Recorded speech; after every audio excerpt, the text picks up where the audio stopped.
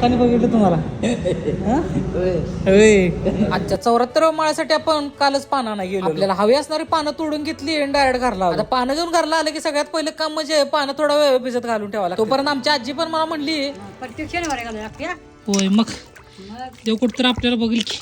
आणि थोड्या वेळानं सगळी भिजत घातलेली पानं धुवून पण आणि धुवून घेतलेली पानं स्वच्छपणे पुसून पण घ्यावं लागतं. आणि प्रत्येक पानावरती श्रीराम लिहित 108 पानाची एवढी लांबडी माळ करून पण काही लवकर आवरलं आणि आपला गजन घेऊन आपल्या ग्रामदेवताला म्हणजे आपल्या महाराष्ट्राला गावात आणि मंदिराची नित्यसेवा करणारा सचिन पण मंदिराच्या बाहेर भेटला. आणि मंदिरात येऊन गावभर घुमणारा आवाज म्हणजे घंटा वाजली आणि कासव मामाचा आशीर्वाद घे डायरेक्ट देवाजवळ गेलो आणि नवीन पुजारी मामाची पण भेट घेतली. आणि आपण आणलेला खजिना पिशवीतून बाहेर काढला आणि डायरेक्ट पुजारी मामाच्या हातात. आणि पुजारी मामाने पण आपण आणलेला खजिना छानपैकी मारुतरायाच्या गळ्यात अडकवला. आणि माळ घातली की आपल्या मारुतरायाचं रूप पण बघा कसलं देखणं. डोकं टेकून छानपैकी आशीर्वाद घेतला आणि आपल्या मारुतरायापासला थोडासा प्रसाद पण खाऊन घेतला. सकाळ सकाळी आपल्या वडिलांसोबत आपल्या मारुतरायाचा आशीर्वाद घेण्यासाठी आलेली छोटीशी मुलगी पण बघितली. आणि मंदिरात न चुकता दर्शनवर असणारी अंध व्यक्ती पण. आणि मंदिरात असणारी शक्तिशाली हनुमान चालीसा वाचून घेतच होतो तोपर्यंत आपला जोडीदार पण आपल्याला मंदिरात भेटला. प्रभू श्रीरामांचा आशीर्वाद घेतला आणि मंदिराचे नवीन पुजारी यांची पण भेट घेतली.